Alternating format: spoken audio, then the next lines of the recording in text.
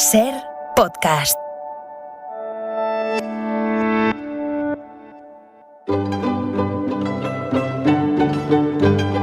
En La Ventana acontece, que no es poco, un relato personal de la historia con Nieves con Costrina, Cadena Ser.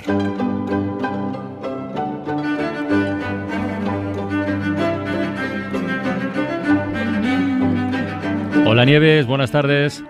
Buenas tardes, Carlas, ¿cómo estás? Me ha hecho gracia uno de los relatos finalistas de hoy, que hablaba de Dios y su hijo y haciendo dinosaurios con arcilla.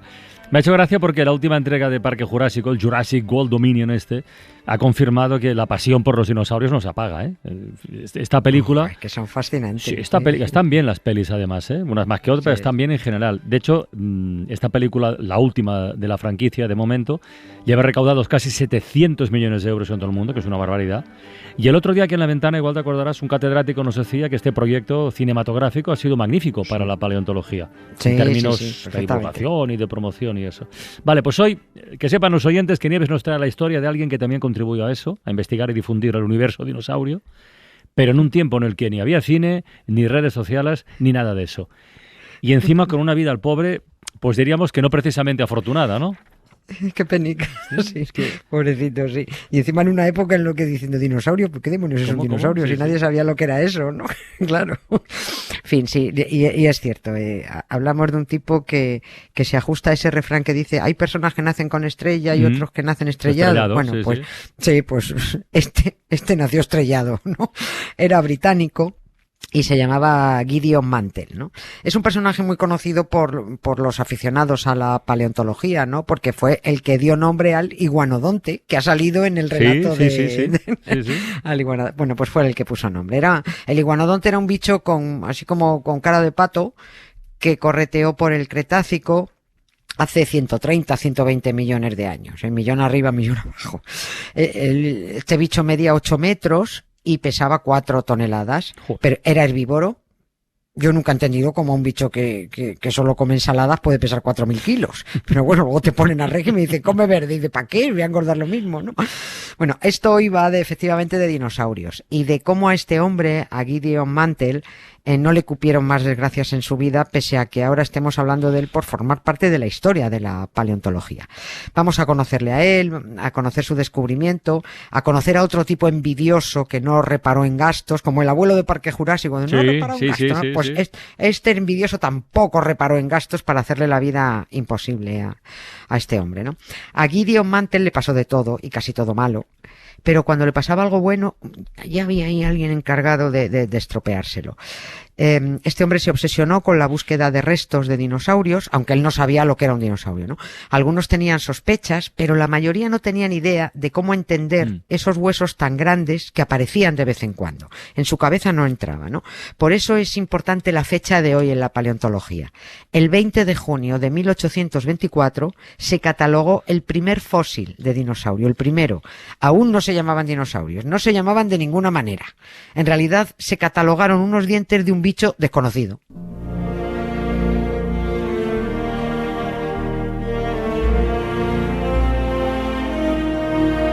Pero entonces, ¿cómo se llegó a esa primera catalogación? Porque parece que este hombre, Mantell, sabía lo que buscaba, pero no sabía lo que encontraba. No tenía ni idea, ¿no? Este hombre, Mantell, buscaba fósiles en las minas del sur de Inglaterra para intentar identificarlos, pero encontraba algunos pues que no había forma de identificar, ¿no?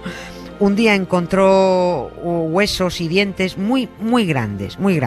Por la forma, y según sus conocimientos, parecían ser de un animal gigante que se alimentaba de plantas. No sabía más. Un rinoceronte, quizás, pensó él, ¿no? O un pez muy grande, ¿no? Cuando se retiraron las aguas, pues a lo mejor aquí queda un pez muy grande. Pero bueno, él llegaba hasta donde llegaba. Por eso consultó con el que entonces era el mayor experto naturalista y zoólogo europeo, que era el francés Georges Cuvier, que fue el que le confirmó aquel 20 de junio que los huesos, los dientes que le había enviado eran de un animal nuevo, no conocido, nunca visto. Probablemente, le dijo Cuvier, de un reptil de proporciones gigantescas. Ni rinoceronte, ni pez, ni gamusino, ni nada. Era otra cosa. Gideon Mantell, una vez que supo que los dientes que le dio a Cuvier para que los estudiara eran de un bicho nuevo, enorme, reptil, que comía verdura, consultó, preguntó, comparó aquellos gigantescos dientes fosilizados con otros reptiles y resulta que se parecían mucho a los de las iguanas actuales, ¿no? Bueno, pues ya está. Iguanodonte. Iguano de iguana, donte del griego diente, ¿no? Pues diente de iguana. Tampoco hay que enredarse mucho con los nombres a veces, ¿no? Además, dicho así, iguanodonte pues sonaba bicho grandote, ¿no? Así fue la primera catalogación de lo desconocido. Gideon Mantell siguió sumando descubrimientos, pero cuantas más alegrías le daban los fósiles, más disgusto le daban los humanos, la verdad. Le abandonaron su mujer y su hijo, una hija se le murió, como médico no ganaba un duro, se lo comían las deudas y dijo, mira, yo me voy a Londres, voy a ver si en Londres, que allí está el meollo científico, a ver si me hago un hueco, ¿no? Bueno, pues todo mal. Londres, los científicos, este hombre era Gideon el Pupas. Oye, y antes has comentado así de pasada, hablabas de envidia. ¿Qué pasa? Sí. ¿Que el descubrimiento no lo recibieron bien sus colegas o qué? Bueno, es que lo malo es que no lo consideraban colega. ¿Por qué? Claro, porque él era un médico, un cateto, era un tipo venido de provincias, ¿no? Y los señores científicos de Londres estaban por encima del bien y del mal, ¿no? Es que encima, al poco de llegar a Londres, Gideon Mantell se cayó del carruaje, se enredó con las riendas y los caballos lo arrastraron. Joder. Sí, pues te digo que le pasó de todo. La columna vertebral le quedó, bueno, pues con más curvas que la subida a los lagos de Covadonga, ¿no? Tremenda, fatal. Y a partir de ahí su vida fue un calvario de dolores.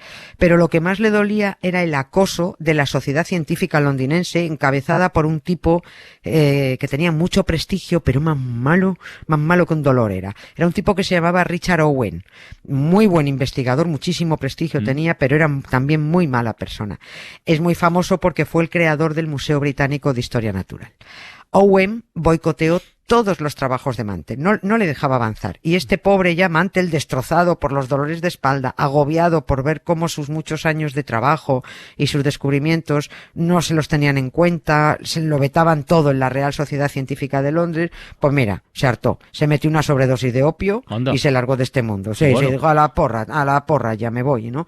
En ese momento, Owen, el malo, aprovechó para eliminar de los archivos los trabajos de Mantell y apropiarse del descubrimiento del iguanodonte, ¿no?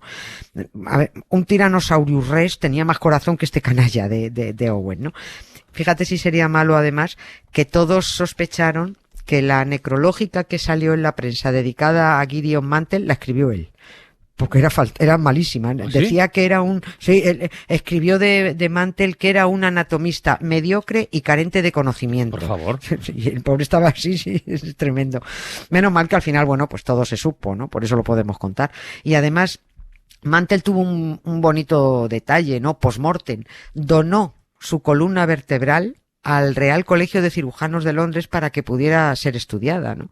La columna vertebral pasó luego a las vitrinas del Museo de Cirujanos, que por cierto luego el Owen también acabó siendo jefe del museo, perseguía a Mantell hasta después de muerto, ¿no? Bueno, pues ahí en esa vitrina del Museo de Cirujanos estuvo expuesta la columna con el nombre de su propietario, ¿no?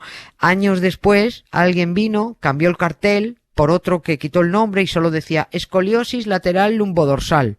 Bueno, pues no se sabía de quién era. Y en 1970 llegó otro propio, la tiró, porque dijo, pues ya tenemos muchas columnas con escoliosis, ¿no? Esta la tiramos. Pues, y la pifiaron, ¿no? Pues sí, tenían muchas, pero ninguna columna la había llevado puesta el tipo que catalogó al iguanodonte. I hurt myself today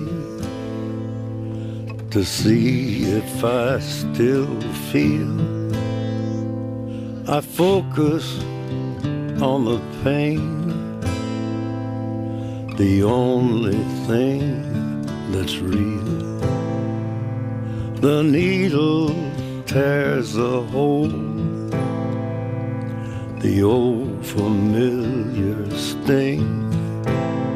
Try to kill it all away, but I remember everything. Estaba pensando, Nieves, que por muchos huesos de dinosaurios que continuarán apareciendo, el problema estaría en la datación. Claro, lo que entonces no se sabía era cómo situar la antigüedad, es decir, cuántos años tenía eso que encontraban, ¿no? Claro, eso les traía locos. No tenían ni idea, ¿no? Sabían que eran bichos extintos, ¿no? Bichos no conocidos, pero como mucho que pensaban entonces, pues que podrían tener 6.000 años. ¿Cuál era la referencia aceptada de la antigüedad del mundo? Pues cuando lo creó Dios en 6 días, ¿no? Porque al séptimo descansó y se fue de cañas, ¿no?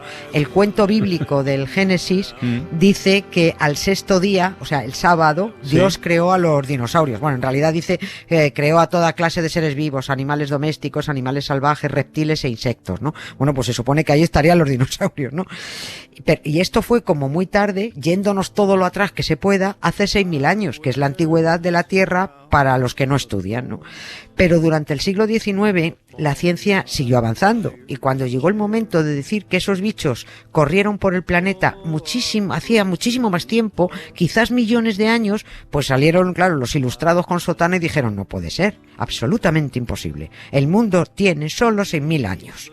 Y aquí nos entra una historia a mí me parece muy divertida y que demuestra lo desconcertados que andaban los primeros buscadores de fósiles, ¿no? A ver. Porque los fósiles empezaron a aparecer muy pronto, siglos atrás, ¿no? En el siglo XVII, por ejemplo, a finales, 600 y muchos, un investigador encontró en Inglaterra lo que él catalogó como unos testículos fosilizados. Testículos.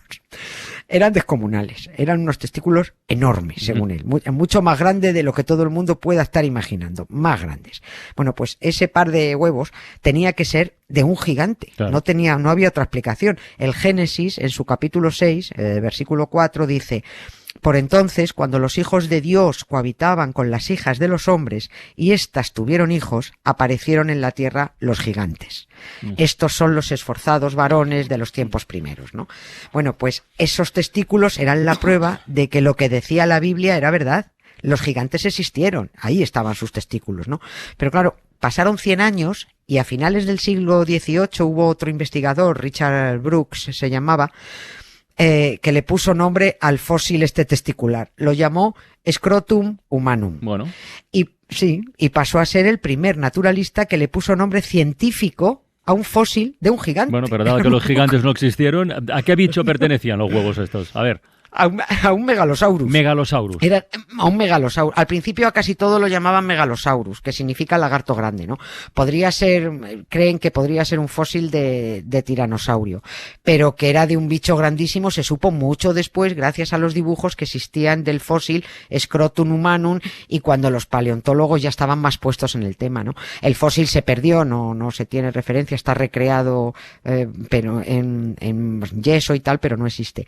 Pero los dibujos sí existen. Y los más listos dijeron, pero qué testículos de gigantes ni qué leches. Esta es la parte de debajo de un fémur, la parte que va encajada con la rodilla y que tiene forma de 2 huevos colganderos ahí, ¿no? Aquí lo gracioso es que al llamar a aquel fósil de fémur Scrotum humanus se estaba poniendo por primera vez nombre científico a un fósil. Y esto ha generado un dilema. Según las reglas de la clasificación paleontológica, el primer nombre que se le da a un fósil tiene prioridad sobre todos los demás.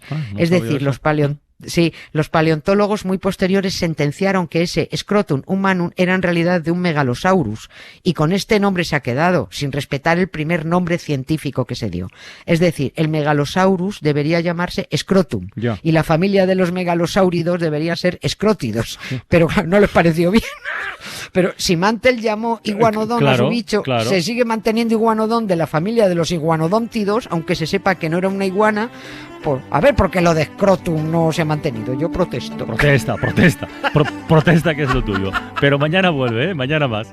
Sí. Venga, un beso, Nieves. Un beso, hasta mañana. Suscríbete a Acontece que no es poco. Todos los episodios y contenidos adicionales en la app de Cadena SER y en nuestros canales de Apple Podcast, Spotify, iVoox, Google Podcast y YouTube. Escúchanos en directo en la SER de lunes a jueves a las 7 de la tarde. Cadena SER. La radio.